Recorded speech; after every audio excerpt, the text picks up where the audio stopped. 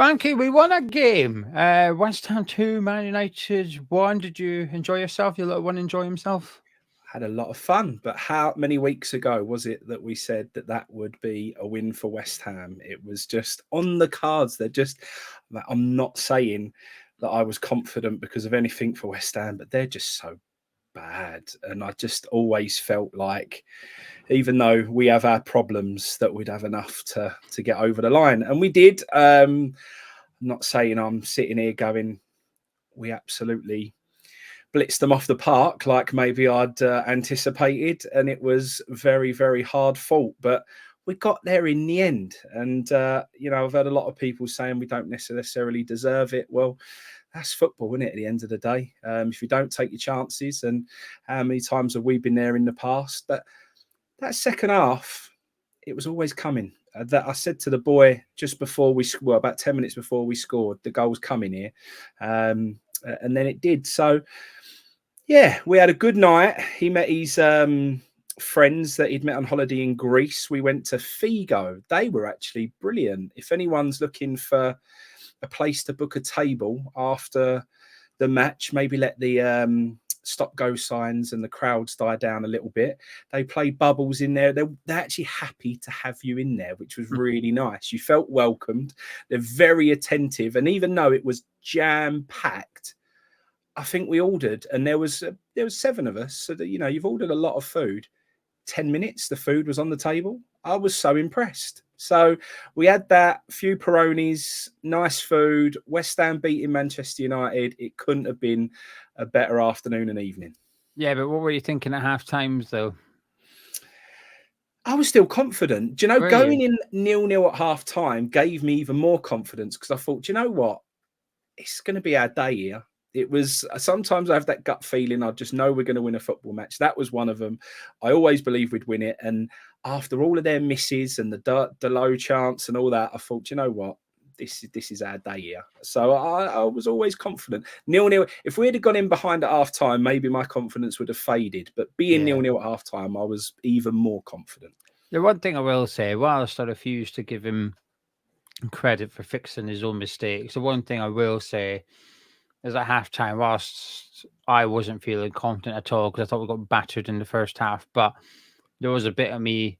I felt confident he was going to make changes. I wasn't necessarily sure which changes he was going to make and whether I'd like them or not, but I felt confident substitutions would be made. And when I seen today both Soucek and Somerville lined up to come on, I thought, right, this is good. It's just now a case of who are you bringing off. And when I saw it was Solar, Paqueta and Mavropanos, I got even happier because I thought, brilliant, that's a 3 I would have taken off. Not necessarily Mavropanos because he had a bad game. I thought he was okay. I think just had a couple of injuries and he was on a yellow card. And I think Todibo is just that bit better. Well, actually, that's a lie. I think he's quite a lot better than Mavropanos. So I was pleased with the substitutes, and we went on to win the game. You've obviously seen it back a few times now, I'd assume. So pen, no pen? What you? It's not a penalty, is it? You'd be sick if it was the other way round. Yeah, I'm just so surprised they gave it. The longer it went on, there clearly wasn't anything that he could see to give a penalty. And like we said, they weren't supposed to be getting involved as much this season. Let the on-field decision stand. That was kind of how they were going to approach it this year. But they've got themselves involved. I don't know. The only thing I can feel as the reason to why he gave it is that I've been sent over here because they've obviously seen something. Yeah. I think he was struggling to see what it was, but he thought, well, if they've sent me over here, I've got to give something. And that was the only reason he could give it, really. Yeah. And I've seen some suggest, maybe more hopeful than anything, but some suggest that this could sort of kickstart our season a little bit. Do you subscribe to that idea?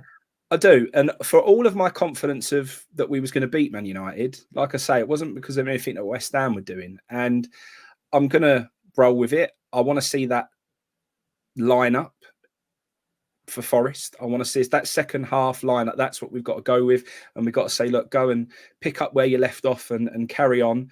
But it wasn't good. There were some real alarm bells still similar to the Ipswich game, which we got a result, and I sort of said, well, actually, I don't necessarily feel like any of our questions have been answered here. I don't think we've addressed any of the problems that we have. Still don't think we've addressed any problems. We just got away with one, and Somerville come on with his towel up, which was really good to see, but not necessarily.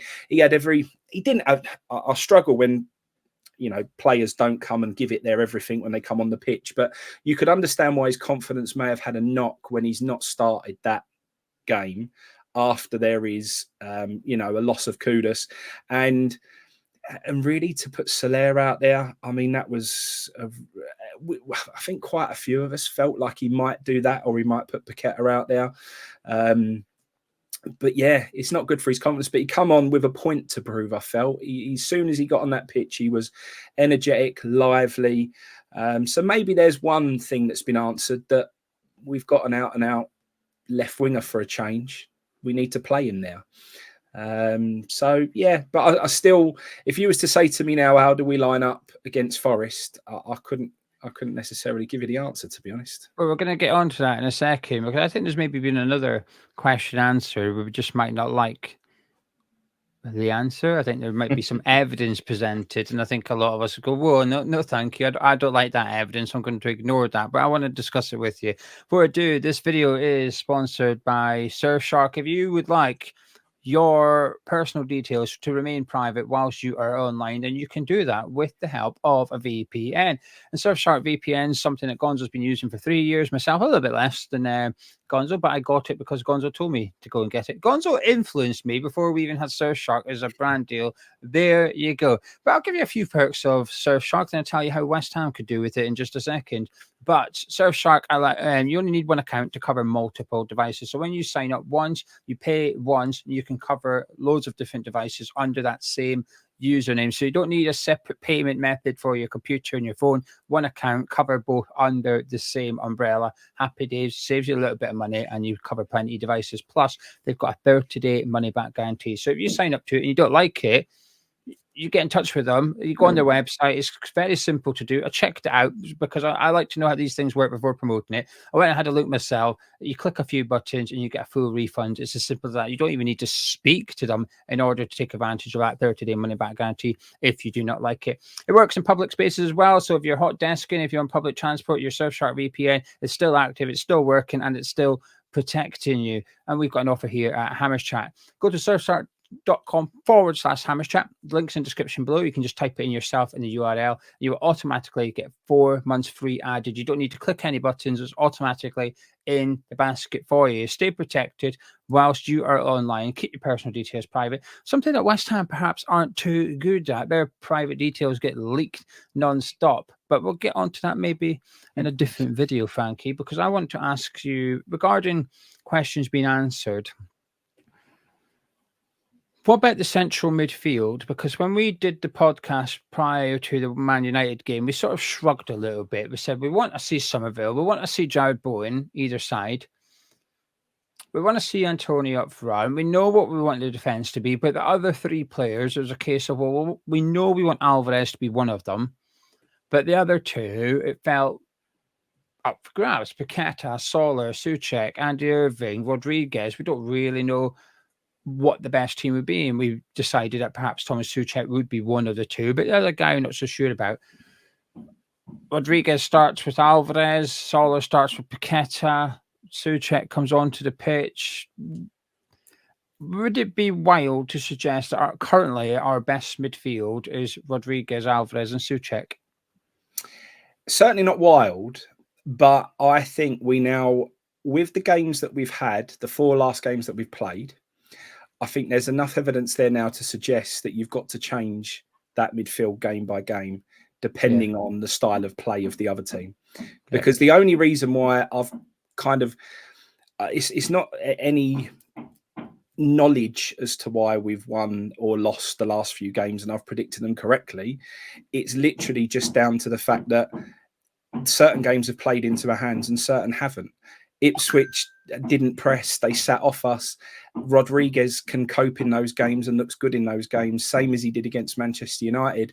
A high press, Rodriguez comes unstuck like he did against Tottenham, like we did against Chelsea. So I actually think it needs to change game by game depending on the style of the other football team now. But, and that is the thing. We were sitting here going, oh, well, what three should it be?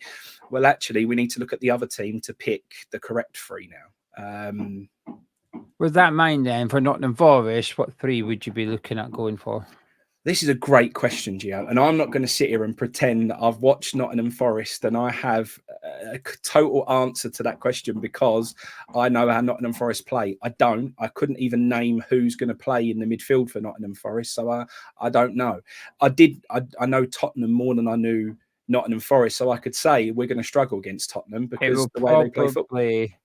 I will guess it will be Yates, Dominguez, and Elliot Anderson. Yeah, see, that gives me even less of an answer because I haven't got a clue about those players, whether they're fast, whether they press high, whether they don't. It's really, really difficult. For me, it's just if teams play with a high press and are going to put us under pressure, Rodriguez has to come out. And I've been very critical of Rodriguez, as people know. What I actually saw against Manchester United was a proper trier. He really tried that game. I mean, he put himself about. He gave everything. And that is the minimum expectation we can expect from players who play for West Ham. And we've always backed players who give everything. So I can't now be hypocritical on that. And I need to say, well, I give Soucek the benefit of the doubt because I think he gives everything for West Ham. I now need to give Rodriguez the benefit of the doubt because he does give everything for West Ham. And I really do think he put in everything for that shirt against Manchester United. But I wasn't as happy with his performance as some other people. I do think that pass, which then let Man United in early on and Garnacho hit the crossbar, was an awful pass. And that, again, is because he was under pressure. You put him under pressure, he's not the same player. He can block. If you give him time on the ball, he can play a lovely pass. But if you put him under pressure, he panics. And I also didn't like the fact how deep he was. And he basically played Man United on for their goal that they got as well. And I didn't like that at all either, to be perfectly honest. So he was so deep and he sort of turns and runs to try and get back. And he's in no man's land. He's just completely lost. He's not up with play. So, there's a few issues for me with Rodriguez there. So if there's any team that are going to put us under a bit of pressure, have bodies higher up in midfield and are going to close us down really quickly, I would swiftly take him out the side, to be perfectly honest. Yeah, I personally wouldn't class Nottingham Forest as a team that initiates the high press too much. I think they're a bit more of a combative midfield with those three in there. I'd say Ward-Prowse is there, but he's ineligible against us at the weekend, and Gibbs White, but he's currently injured, but it would be more of a number 10. And to be fair, he'd be the one pressing. He presses well, Gibbs White does, but as a team, I think Forest tend to not mind sitting back and soaking up the pressure and hitting you on the counter attack, which it works. It suits the team that they've got and the players that they've got in that regards, and I completely understand why. In regards to Solar, I always say, whenever you discuss a player that West Ham are linked to, quite often I'll see a comment from people and I'll say, oh, how many times have you ever seen this guy play? And it's to almost dismiss another person's opinion. So we'll get linked to a player, let's just say in Germany, someone will have an opinion, someone else who has never heard of this player will be like, oh, how many times have you seen? To almost say you're not allowed an opinion because I've not heard of it. I don't like it. I hate when people say that. But I always think sometimes you only need to see a player a couple of times to know he's a bloody good player, right? You watch this player twice and you can just tell he's a good player. On the flip side, with Carlos Soler, we've seen him a few times now, and it's cameos off the bench and whatever. However, that was enough for Somerville. Somerville come off the bench in a few games and look quite bright and would change the game in our direction. He utilised those 15 minutes to make an impression.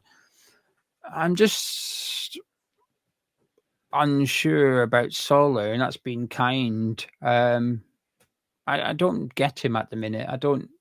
I'm still waiting to see what he brings to West Ham, apart from a good haircut and a big wage bill. I mean, is that his problem? Is it the manager's problem? I don't know.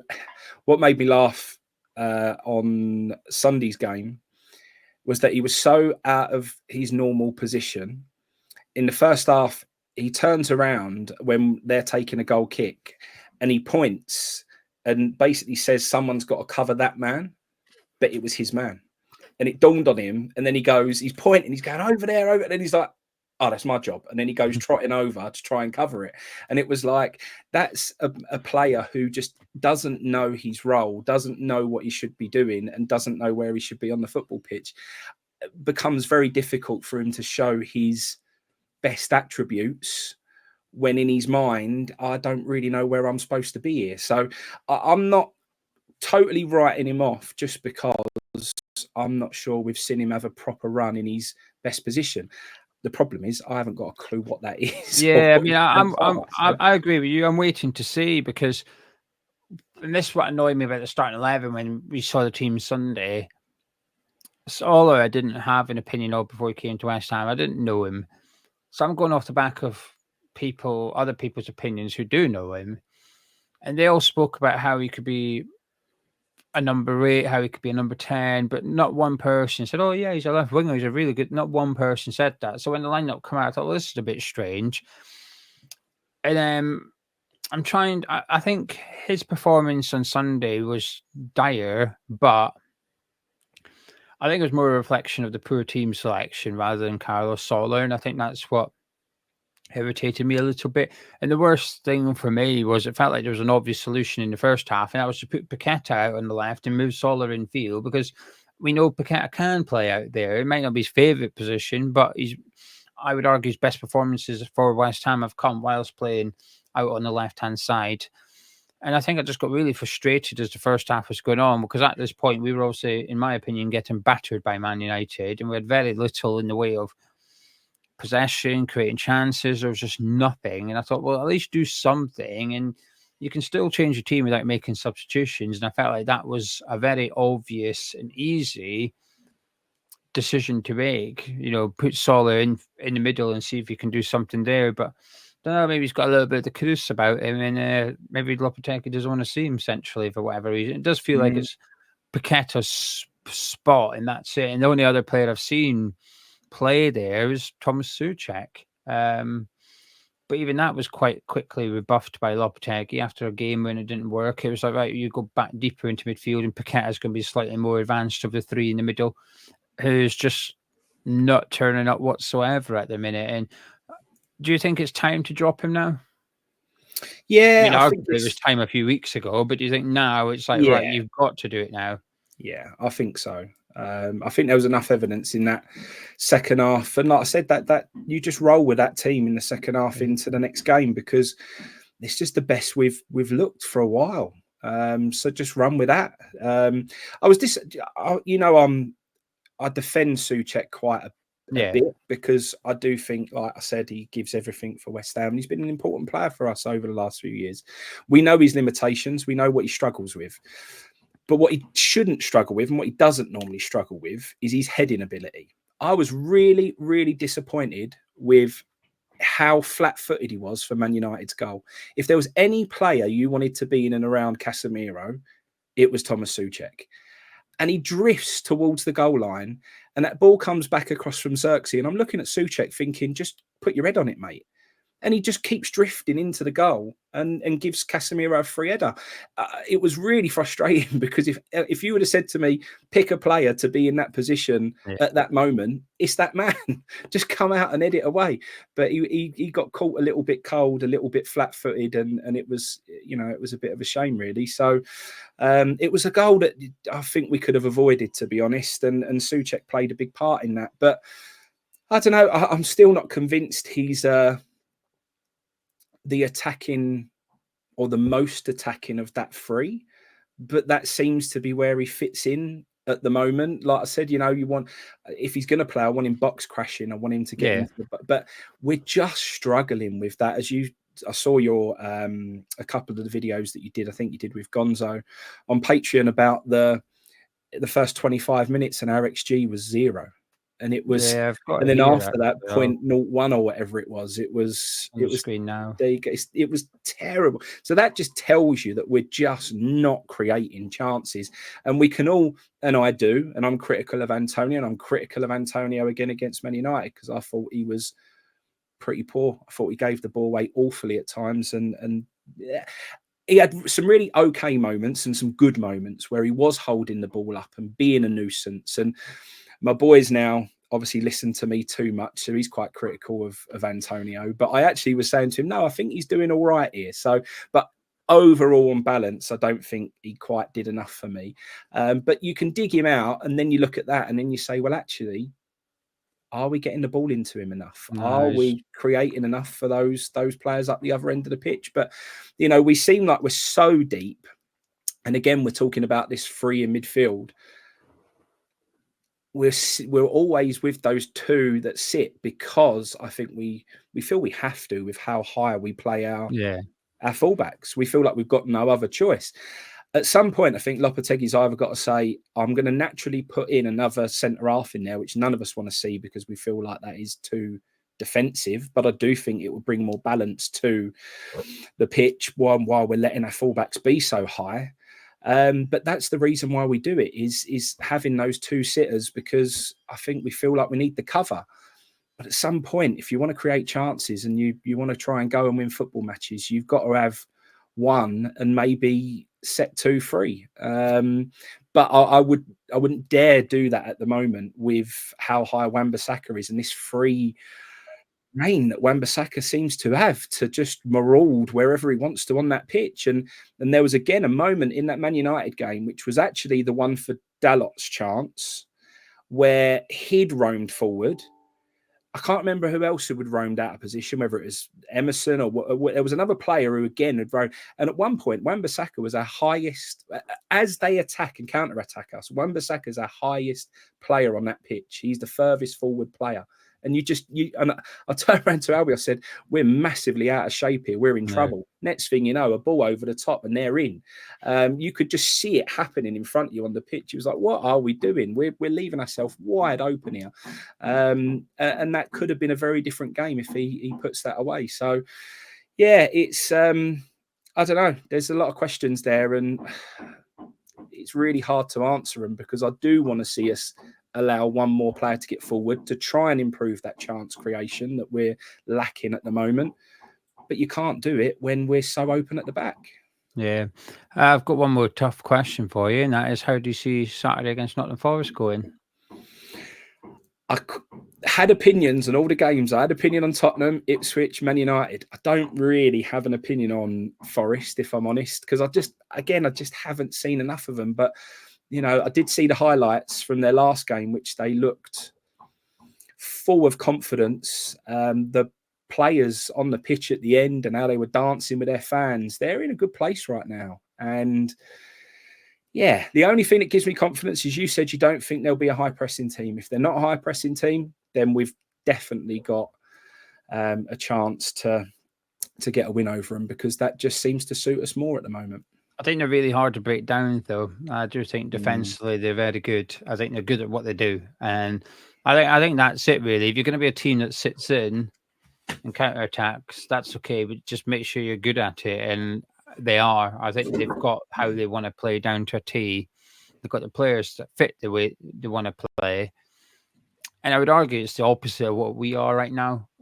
You could describe how Nottingham Forest play pretty easily in and out of possession, but with West Ham, it's a bit not really. We're discovering a little bit, but it's not necessarily great. You know, like you said, the attacking fullbacks, it should be deemed as a positive and a good thing with the way you play, but actually it's causing us problems defensively. So I'm going to ask you for a score prediction, though. I know you don't know too much about Nottingham Forest, but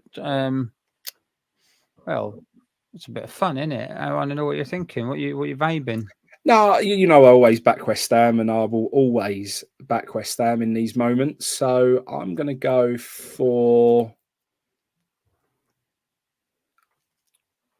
Chris Wood is going to be shut out. He ain't going to have a sniff with Todibo and Kilman. And we're going to win 2-0.